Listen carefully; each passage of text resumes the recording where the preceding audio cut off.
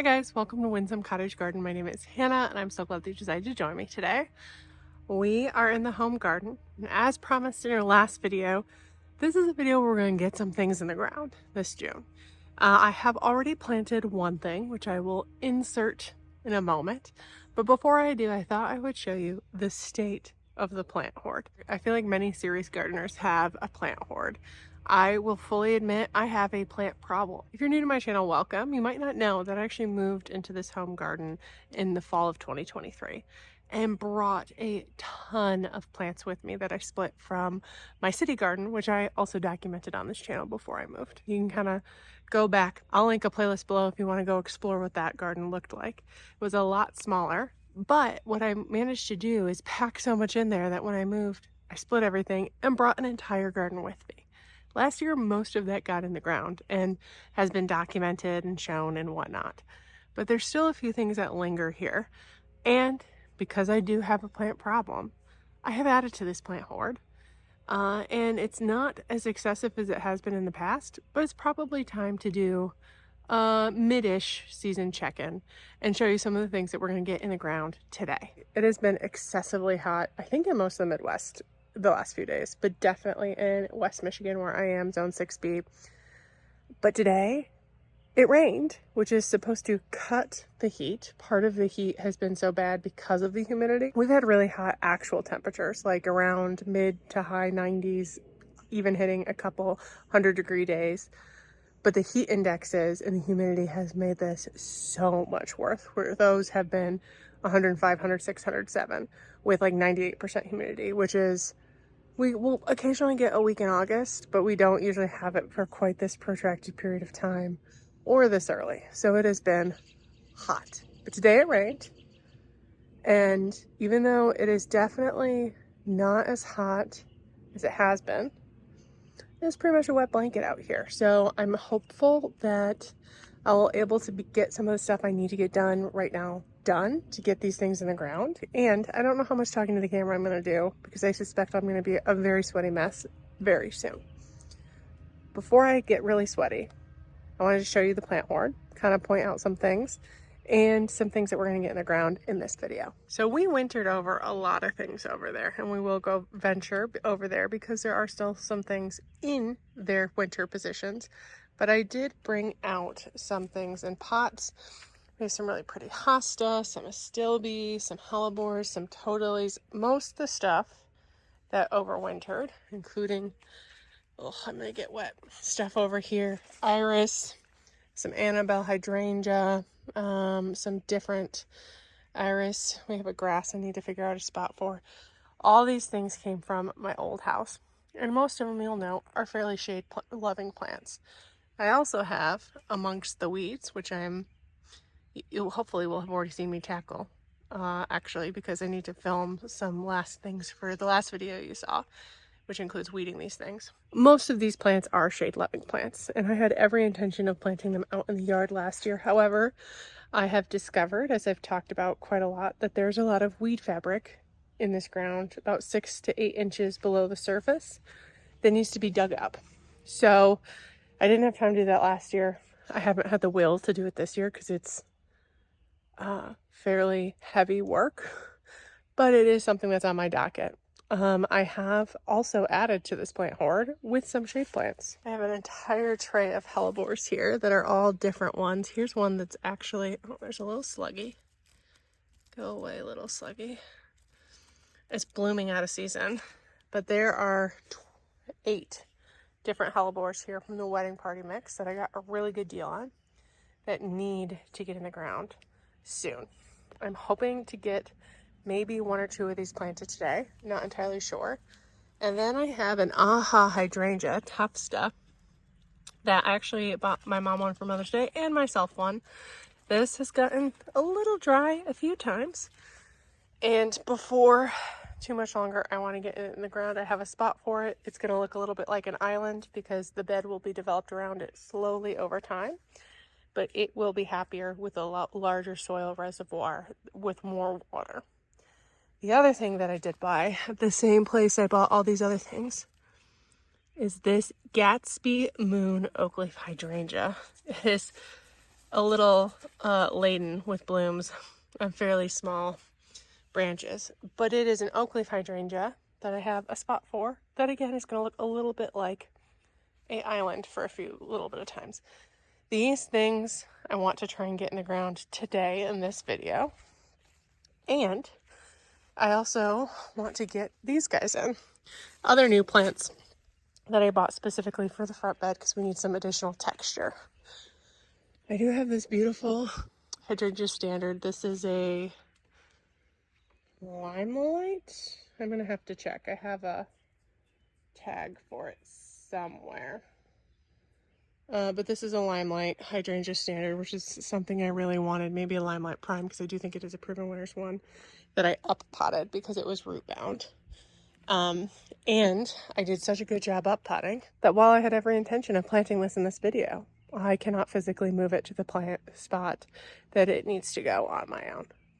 I also don't know how well I'd be able to get it out of its can. So to that end, it is not going to be planted today. But I did want to acknowledge its presence in the Hoard. It's the only tree I have in the Hoard. And then I also have what was a bare root rose I got this spring, the Poet's Wife, and a couple small Nepeta that are going to get planted over there. As I mentioned, I have already planted one thing this month that I wanted to document, which are the boxwoods in the front. So I'm going to insert that clip here, and then I will do a roundup briefly where these all ended up and some of the stats if I have them on plants. Oh, there's going to be one more hostily plant in the same front bed where those two other things are going. I already put it there because I had to decide if that's where the right spot was. So you will see me soon. I might change before I film the roundup, depending on how sweaty I get, because it is very moist. It stopped raining probably about 2 hours ago, but I still feel the steam. I might do some like less strenuous work first before planting, because I think once I start planting, I'm not gonna want to do as much of the strenuous work. I don't know. Anyway, that's what's up, and you'll be coming along for the ride. Let's dive in.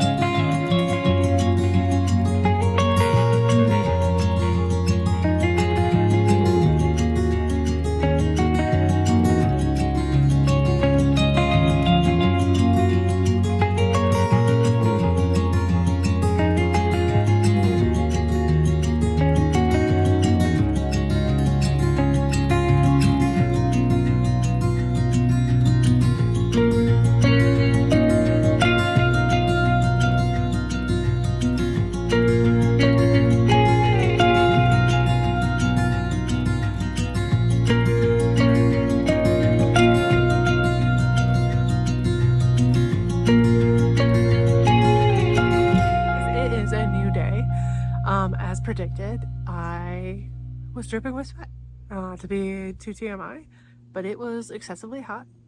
I felt actually a little sick. I took breaks between planting to rehydrate. Not as actually hot, but the humidity has just been killing me.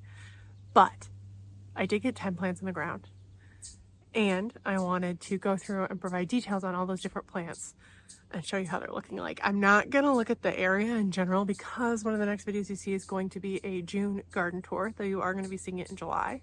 I'm filming it in June.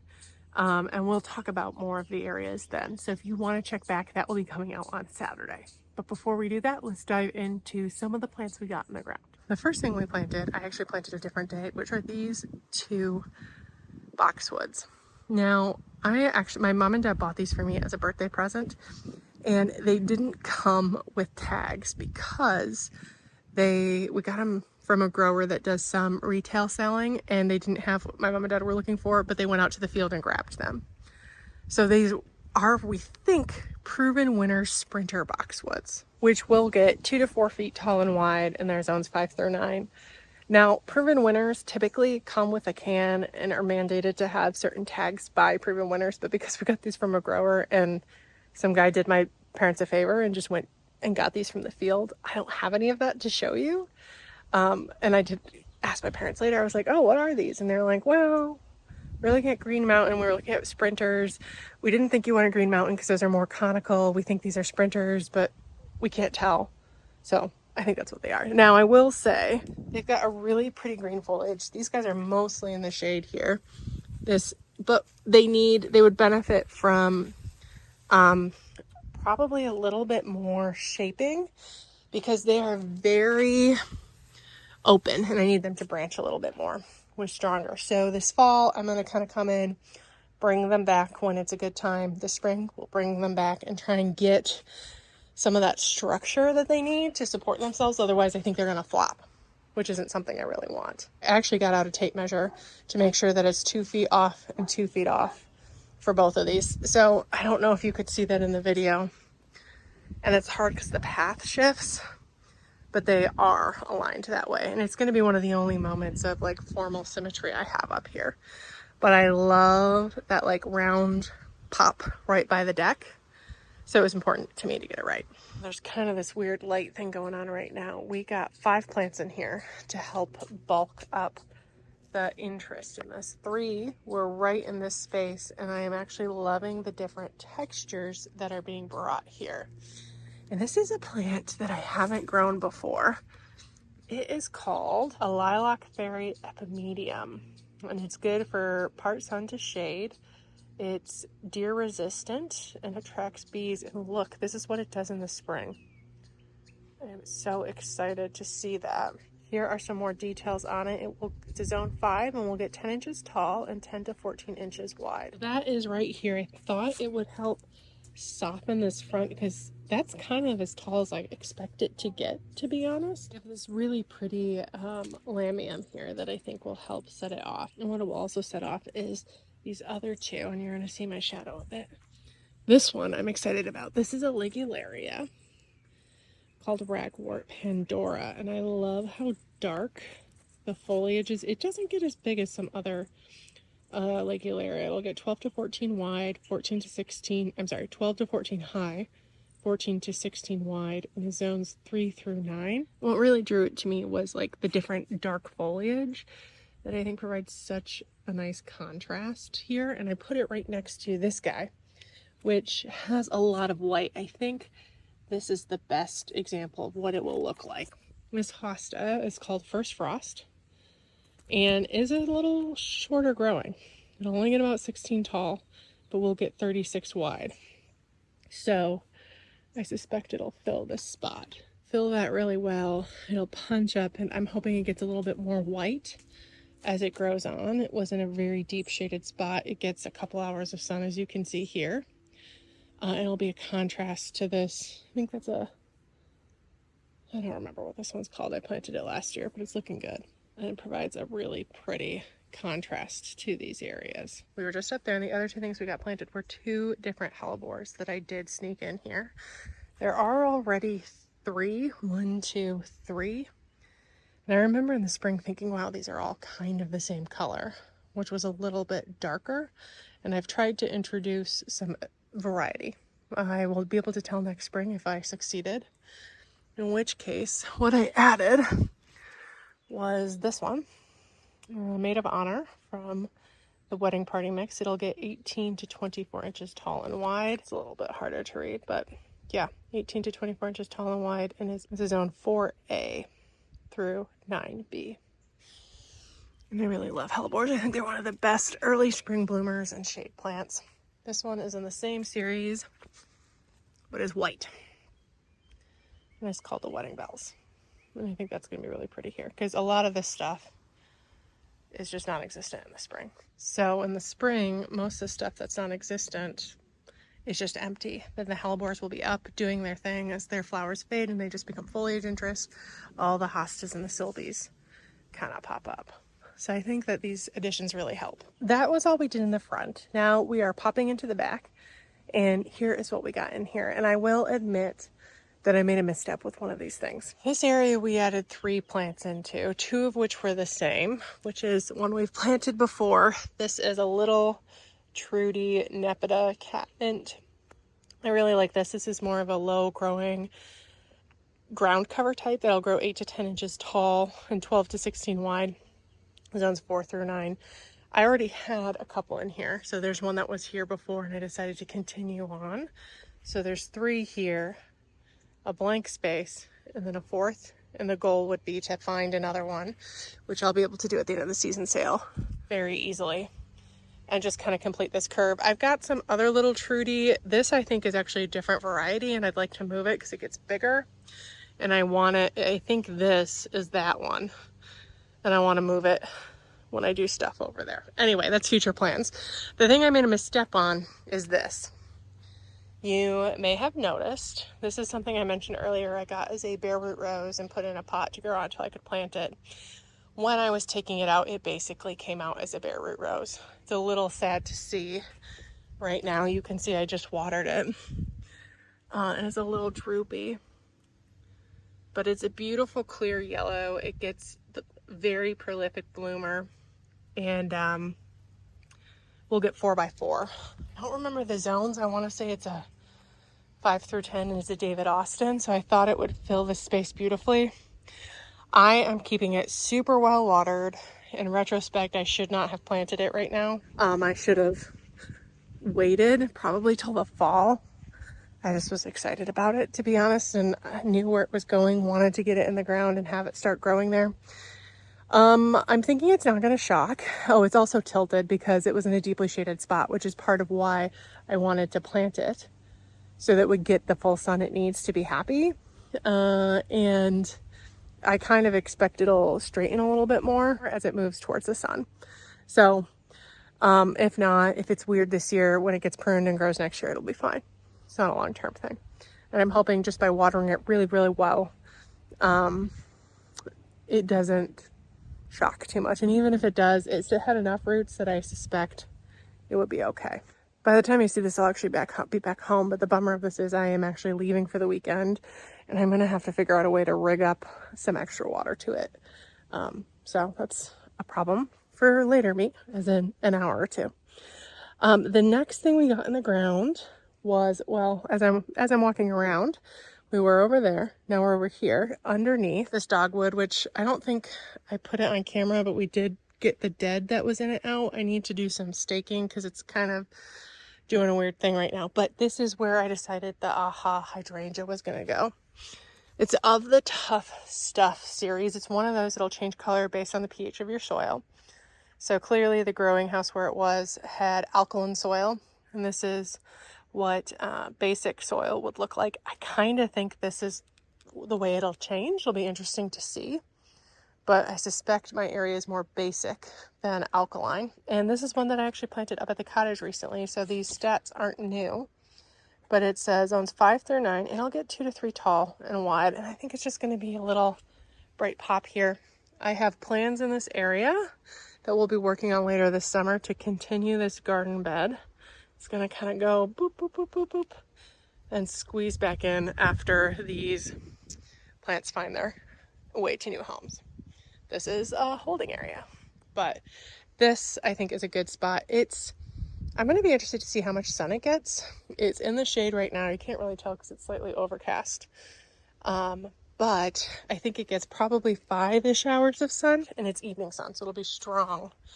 And I'll just monitor, see how it goes. If it goes well, I'd actually really like to get like 3 or 5 here to do like a little ring. I think that would be beautiful. So that's something to consider, see how it does, and maybe in the future I expand it a little bit more. Moving on, the last thing we planted was a Gatsby Moon oak leaf hydrangea, and I have a number of oak leaves in this yard. Actually, I should point out where they are, because you may remember when I moved, the very first thing I did and planted was 5 oak leaves into what was going to be a huge hedge. Well, I took down some trees, and where they were planted was no longer a viable spot for them, because oak leaves do like shade and protection. They are one of the best producing shade hydrangeas you can get. So I've moved a lot of them. And this is a different variety though. Most of the ones I have, I think, are called ice crystal, and they're a little bit lower growing. They will top out at 4 to 6 tall and like 6 to 8 wide. I have one here. Keep in mind, that's where we planted it. You can't really see it, but there's one in the back there in the lilies that need to move. And it got moved in the fall because it was in a can for so long. There, you can kind of see it briefly. It doesn't have any flowers because it didn't do well. And then I have, let's see. So 1, 2, 3 is over here. It is in the full sun right now, but it's going to be in the shade very quickly. And then the other 2 are right here. And this one is actually going to move later this year so that this guy can go over there. Because this is where theirs are so much bigger, because this is where the hedge used to be. Because this is where the hemlocks used to be. So he needs to move. I kind of actually think he might move towards this area, maybe even where this big plant pot hoard is here, which needs to be tidied, I recognize. Might be a nice spot. There are 2 pretty close by, but they're separated enough. But this guy is different. He's got different leaves, he's got a different growing structure, and his flowers are just so good. He's a little sad, but look how full and like star-shaped they are. I just think he's so interesting. And so what I like about these leaves is they're a little more rounded than the other ones I have, and these flowers are a little bit more condensed, and it's just so frilly and beautiful. Here's an example of what it would look like if it wasn't fallen over. And here is what they get. They can do 4 to 6 hours. They're zones 5 through 9, and they're going to get 6 to 8 tall and wide. So they're as tall as they are wide, and I think it's going to love this spot. So I kind of was planning on it getting 8 feet. The other thing they do, which I think will be pretty, as you can see, this is what their fall interest looks like. Ugh, brilliant red and maroon. Love it. This is actually quite a small plant. And I think I mentioned there are 2 that were going to be on an island. And this is one of them. And this is an area I do have some plans on working on in the near future. And that's really it for the June planting. I got 10 things in the ground, which feels good to get them out of the plant hoard, even though most of them were added to the plant hoard this month. And I'm excited to see them filling in the places that we've got them in. The next video you see, as I mentioned earlier, is going to be a garden tour where we'll walk around the yard. I actually started filming it previously, so there's some stuff from a week ago where other things were doing really, really well. And now some of those have faded and new things have come to the forefront. So you won't want to miss that. If you haven't done so already, please subscribe, like this video, and I will see you soon, Saturday, for that June home garden tour. I really appreciate you joining me today, and I can't wait to see you next time. Bye-bye.